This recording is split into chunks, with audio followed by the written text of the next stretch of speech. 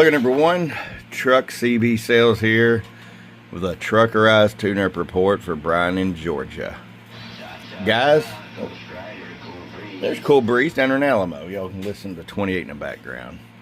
Anyways, oh yeah, foot pedal, boom mic, soldering iron. We can do it all at the same time. So if you hear me out there on the airways, give me a holler. Anyways, Brian, we got you ready to go. Fully truckerized package as well as a power cable upgrade, and you wanted about 8 inches left on there. We did just that. So we're going to start with the RF power all the way down on this monster 100 watt slug. There's your 2 watts in case you decide to run like a 6-pill or something with it. You got plenty of adjustability. Roll it up to 20 watts.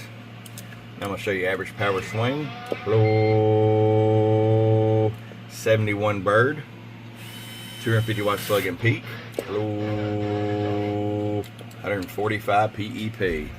Brian, feed this machine. I think you already said you had some good wires for it, so you're really going to enjoy this radio. I appreciate it. You got wise and got truckerized. Bump, bump.